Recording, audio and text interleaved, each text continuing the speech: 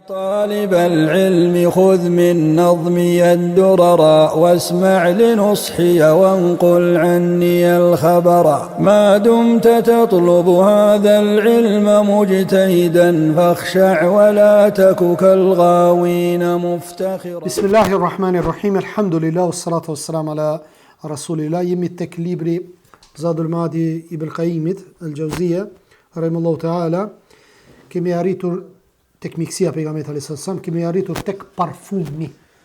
Pejgamberi alayhis salam ka thënë, nga bota juaj më janë bërë të dashura, thot gratë dhe parfumi. Të dashura, po edhe në përgjithësi për njeriu. Gratë dhe parfumi. Dhe thot qetësia e syve të mi, thot është namazi.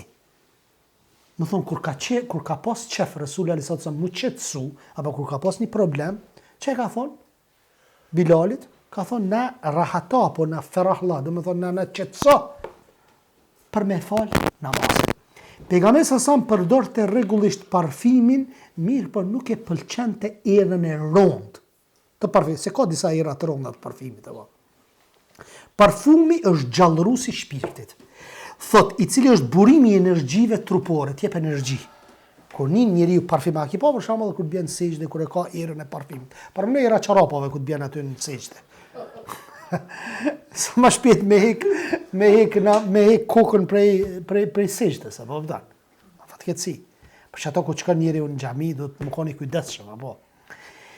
Thot, për këtë arsye, forcat e ndryshme të trupit për të rirën me ndikimin e parfimit. Në të njëjtën mënyrë, fuqit trupore për të rriten me ushqim dhe pije, me qetësi rahati, me qëndrimin pranë të dashurit, me dëgjimin e sihariqeve. Për shembull, a keni vrejt që shënin një lloj qetësie shpirtërore kur ata që kanë fëmijë e din, fëmijën e vet kur ta marrin nga veti, që shënin një lloj qetësie shpirtërore. E nin vet Allah zot që ashtu e ka kriju, tajon dopamina, hormoni dopamin, edhe një lloj drog natyrale e trupit, edhe ti nin knatësi. E nin lloj knatësie kur ta afron tek faqja jote. Pastaj thot, apo me dëgjimin e sihariqeve, lajmeve të mira, si dhe me mungesën e personave të urryer. Për shembull, je me një ambient me disa vllazni 2-3 vet që i ki përqive dhe kënaqesh muhabet. Me bomëtar njëri që e urrin, që si ki punë mirë ta prish këtë tripin ta prish. Vetë si të vjen, ty vetë ti nuk njihesh mirë. Nalesh dyqysh, e ki një lloj distance, apo. Pastaj thot, qëndrimi afër personave të nevoritshëm dobëson fuqinë dhe shkakton ankth dhe pikëllim, një lloj si efekti që ka mbi trupin ethet dhe ira e keqe. Bukur. Pikë tjetër është bananet. Allah i madhruar thot për banorët e xhennetit, ata do të qëndrojnë thot në mes të lotuzve pa xhemba dhe talhut të mbushur me fruta, suratul Waqi'a ajeti 28-29. Allah azza wa jall i përmend disa fruta që kemi pas, inshallah taala jemi prej xhenetlive ya Rab. Kemi pas disa fruta, Allah azza wa jall ka më na shpërblyja apo ka më na dhon ushqim, fruta bile ka më kriju fëmijë të posaçëm për xhenetlit, që kanë më konë shërbys të xhenetlive. Pastaj thot, shumica dietarë shpjegojnë se tal quhet pema e bananës, pasi ajo i bën frutat në tufza dhe njëra mbi tjetrën si dhëmbzat e krehërit. Është gjithashtu se tal, që është përmendur në ajet, tal, është një pemë që fillimisht bën xhemba, por që zëvendësohet më pas nga fruta, do me thonë aty ku më parë ishte një xhemb. Bananet janë të nxehta vllazni edhe të lagështa. Janë nxehta si na e dim që ka frute që janë të nxehta edhe të ftofta, apo e bananet janë të nxehta dhe të lagështa. Më të mirat e tyre janë të pjekurat dhe të ëmblat. Bananet ndihmojnë kundër acarimit të gjoksit dhe mushknive. Është mirë me hongër për kur ki probleme me gjoks apo edhe mushkni. Bile, mos harroni, ata që e kanë tensionin e lartë gjakut, kur pin diuretik është ajo që të shtenë me dalë nevoje. Tash në momentin kur urinon, dalin edhe mineralet e ndryshme nga urina, dhe ty të zbret tensioni, ti thu që mirë jam, se më ka zbrit tensioni. Po, në anën tjetër, efekti padëshirueshëm është, apo ndikon, që ato mineralet e mira që i kitin në organizëm, ai diuretikit i kur ta pish aty llasiksin e ku ta marrë zhylpon, se qysh që të me qitë, që të mos me qitë. Pa i kur t'hin kret, pa u shallim shal. Edhe doli shkret. E për atë arsye mjekët kanë thonë që çdo ditë me përdor ka një banan për mi kompenzu ato mineralet që i ke derdh gjatë urinimit. Do është mirë me hongër nga një banane çdo ditë. Pastaj thot, qetësojnë kollën, luftojnë ulqerat në veshka dhe në prostat. Ato janë diuretik të mira, stimulojnë prodhimin e spermës, zbutin stomakun dhe rrisin epshin seksual. Bananet duhet të hahen përpara ushqimit. Dhe me thonë, bananet është mirë me hongër para ushqimit. Thot, megjithatë ato mund ta dëmtojnë stomakun dhe mund ta rëndojnë gjendjen e vririt të këlbazës, por nëse i ha me sheqer ose mjalt, këto pasoje negative zvoglohen. Unë zakonisht i përzina e mori mjaltin, e mori ato bananën e morë dhe edhe i prej kështu në copa të vogla, po, në copsa të vogla, i qes për mi, më thonë, mjalt, qes edhe pak tomën, ajo të knaq. Të knaq. Në arë edhe nëj kanili a qes për mi, edhe i mushi. Ka raste i qes edhe arroni, edhe buhet knaqësi. Pastaj thot, vilet e sythave të hurmave. Allah i madhruar thot, dhe palma hurma të larta me vile frutash njëra mbi tjetrën. Suratul Kaf, ajeti 10, ndërsa një ajet tjetër thot, në ara më të lashta dhe palma hurmash me frute të shishme. Shuara 148. Muslimi Sajun e ti, në një rrefim nga Talh ibn Ubejdullah, radiallahu anhu, thot, njëherë udhej pejgamberi sasam, po kalonim pram disa palmave. Që ky sabiu, me pejgamberin sasam, kaloi pran disa palmave. Edhe i pam disa njerëz që po plenim bënim. Plenimi, apo dini çka është mi plenu, apo artificialisht. Edhe pejgamberi sasam i pyeti se çfarë po bënin, dhe ata i treguan që ne e marrim organin seksual mashkullor pjalmin, po e vendosim në organin femnor, apo që frutet pastaj me pas bereqet, apo pejgamberi sasam thot, nuk mendoj se kjo mund të ketë ndonjë rezultat. Do thonë, s'ki nevojë me bë, pse po bën ja, do të kot mos u lodhni me një aspekt. Atëra ata dëgjuan se çfarë tha pejgamberi sasam, prandaj hoqën dorë nga ajo punë. Si rezultat, pemët nuk e bën riprodhimin. Metën nuk u bën. E tash para më ai pejgamberi sasam ju tha. E ata e ngun. Edhe nuk u bën. Atër pejgamberi sasam i tha, ajo që veç një hamendje nga ana ime, do që ma mur meja mu qështët. Qështët e dynjos, unë qështu menova. Po ju i dini qështët e dynjos ma mirë. A pe dini rastin e pejgamberit alayhis salam në një prej betejave, kur pejgamberi sasam dishti me bo bazën, dhe e kishte ato bazë, ato tujt, ato, çka janë ato? Burimet e ujit i kishin përpara. Pusët i kishin përpara. Edhe i tha njëri prej sahabive, ja Rasulullah i tha. Tha, e ki shpalli këto që qëtu du të me bo bazën? Apo? Jo, tha veç të leshtë. Menova qëtu. Atër, do t'ishte mirë, pasi armisht i kemi përpara, që ujin talon mbrapa. Se ujë jetë. Na vyn ujë.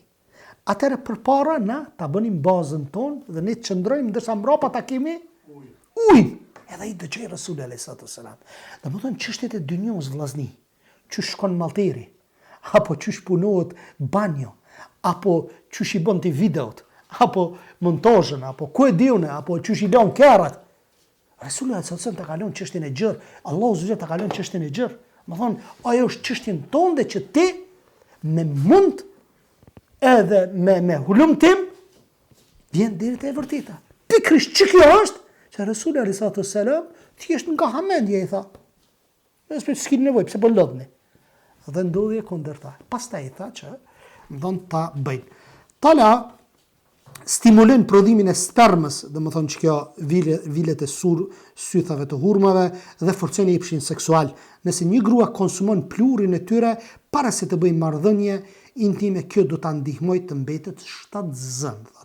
Sythet e hurmave arabe janë të ftofta dhe të thata në shkallë të dytë, ata forcojnë dhe përthejnë stomakun, qetësojnë gjakun e acaruar, por janë të vështirë për të tretur.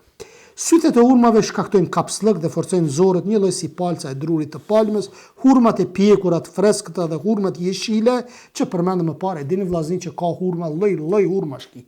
Plot hurma ka. Nuk është vetëm një lloj hurmave. Ngrënia atyre me teprit dëmton barkun dhe gjoksin. Ka pas raste Imam Muslimi ka vdek që ka ngur shumë hurma. Është helmu. Ka debatu me një prej bidatxive edhe tan natën pa bidatxia s'ka frikë Allah. Edhe ja fut një transmetim. Ka thonë pejgamberi alayhis salam. Tash dietari e hadithit tu mundu me gjithë ku e ka thonë. Kupton sa e vështirë është për dietarin. Tan natën ha këqër, ku e di unë për një tasë sa ka hongër, ka vdek prej smundjes së barkut. Disa prej ulemave kanë thonë që ai ka vdek si shehit, sepse shejtlëg është edhe prej smundjeve të barkut. Dhe më thonë edhe prej smundjeve të barkut të shejtlëg, edhe e dyta duke kërkuar ditëri. Që shka thonë pejgamberi sa veprat vlerësohen sipas përfundimeve. Pastaj rushi edhe mjalti. Është dëshmuar se pejgamberi sa e ka pëlqyer rushin dhe shalqinin, bostanin. Thot nga ana tjetër, Allahu i lartësuar ka përmendur rushin 6 herë në Kur'an. Thot në raste të ndryshme, rushi është një ndër frutat më të mira dhe më të dobishme. Thot ai mund të hahet i freskët, i thatë, i jeshel, i pjekur, veçori e përbashkët është tek lagështia dhe nxehtësia. Është i lagësht dhe është i nxehtë si pemë. Një lloj si drithrat, lloji më i mirë është rushi kokërmadh dhe i lëngshëm. Kokërmadh dhe i lëngshëm.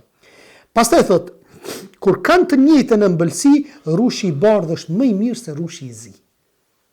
Kur kanë të njëjtën ëmbëlsi, rushi i bardhë është më i mirë se sa i ziu. Pastaj thot, është më e këshillueshme që rushi i freskët të mos hahet menjëherë sapo të vilet. Është i gola dhe tap edhe me a di që ka pas raste është helmua dhe ka vdek. Pas raste aty në Nivjele, nuk e di që a krepa, ku e di unë që ka pas, edhe dhe më thonë e ka helmu. Më thonë është mirë që sapo të vilet të edhe gremza ka mundësi. Më thonë, apo bleta, më thonë të mire 2-3 ditë pastaj të konsumohet. 2-3 ditë lihet, pastaj të konsumohet mas 2-3 dite, më thonë, është e këshillueshme sapo të vilet mos të hahet, mirë po 2-3 ditë më pas, sepse në të kundërtën shkakton diare. Diarea është barkëqitje. Mund me të shkaktu barkëqitje, edhe është e vërtetë, a keni vërejt, nëse hani shumë, sidomos nëpër vlefsha 100%, ka barkë mostaj. Rushi duhet të lihet në hardhi derisa të hollohet mirë lëkura. Ai është tepër i ushqyeshëm, ashtu si stavidhet dhe fiqt dhe forcues për trupin, rushi bëhet laksativ më efikas nëse e pastron nga farat. Çka është laksativ? Shkakton barkëqitje. Nëse ja heq farat, shkakton barkëqitje. Kur ki, do thot kapslëk, atëherë përdor rushin dhe të shkakton barkëqitje. Megjithatë, nëse tepron me ngrënien e rushit, dham koka. A keni vërejt? A e dham koka? Po. Se rrit sheqerin, shumë rrit sheqerin. Se ka glukozë, sheqeri është i mushëm aja. Pastaj thot, por jo kur e shoqëron me shek të thartë. Se subhanallah. Han, mirë po njëkohësisht merr edhe shegën e thartë, që kjo thatësira, ja, ul e neutralizon. Dhe për atë arsye kur hani për shembull një pemë caktuar, një frut caktuar, gjenet të kundërtën e saj për me gjetë një neutralitet. Pi ka lexoj një rast, një djalë dajës babës tem e ka diabetin në Turqi, në Istanbul. Edhe inshallah se ngon. Edhe para se me hongër, shto, kaj makqina, tollumba, e sene, ku e di une, njeri pini laqët, e mush për para krejt aty, e merë tollumbin edhe kosin e thartë, e shtin kos thartë dhe hanë. Ta shpelidhi, subhanallah, thatësira i thartësira, se thatësia thash, thartësia me sheqerin që rëqysh neutralizohen. Kjo pas ka një dikur. Ka për këtën. Po. Në thonë, para nga, e merë të lumbin, eshtin në kos, edhe e hanë. Pastaj thot, rushi në përgjithësi është laksativ i mirë, me plot vlera ushqyese, 3 janë llojet më të mira të frutave, rushi, hurmat arabe, edhe fiqt. Dhe për fund e kemi mjaltin, asëll, thot dobia e mjaltit, dobit e mjaltit i kemi përmendur edhe më lartë. Ibn Gjurejgji tregon se Zuhriu ka thënë, hani mjalt, sepse ajo është i mirë për kujtesën. Për kujtesën, po. Thot, lloji më i mirë është mjalti i bardhë, i kulluar, i lehtë dhe i ëmbël. Mjalti i mbledhur në male e pyje nga mbletët, që gjendet në gjendje të lirë, është më i mirë se mjalti që prodhohet në koshere. Mjalti që mlidhet jashtë kosherës është më i mirë se sa i kosherës. Gjithsesi cilësia e tij varet nga vendi ku mbletët kullosin. Si ti qesi sheqer, e ki të kënaqe ajo. Dhe hurmat arabe pas kam harru, të thata Ajwa, Saad ibn Abi Waqqasi, për se pejgamberi sa ka thënë, kushdo që ha 7 hurma të thata në mëngjes, nuk ka për t'u lënduar nga ndonjë helmim ose magji deri në fund të asaj dite. Ktu i këshilloj vllazërit kur dojnë mu martu, çat ditën e martesës le t'i hajnë 7 hurma Ajwa, sepse atë ditë zakonisht në për trojet tona bëhen sekret, apo kanë qejf çto ta njerëz që kanë xhelozi dhe inate, edhe atë ditë le të hanë edhe burri edhe gruaja le t'i hajnë 7 hurma që me qenë të mbrojtur atë ditë nga helmet dhe nga magjia apo sehri. Ndërsa nësa jo dhe Ibn Majah kanë sjellë këtë thënie tjetër të pejgamberit sa hurmat e thata të bëra pal, Ajwe, janë prej xhenetit dhe shërbejnë si antidot kundra helmeve. Më thonë, kur ti përdor për shembull, antidot mund të jetë edhe kosi për shembull, apo ajrani. Kur helmosh, a thënë me përdor kosa si, se e neutralizon helmin. Edhe kjo përdoret si antidot. Kema një kërpudhë e ngrëndshme është një lloj mennaje, kurse lëngu i saj është ilaç për syt, sipas mendimin këto hadithe flitet për hurmat e Medinës në veçanti, të cilat në fakt janë ndër hurmat më të mira në zonat e Hijazit, hurmat e thata të bëra pal janë një lloj miri hurmave, ato janë shumë të buta dhe të shishme. Deri në takimin e radhës me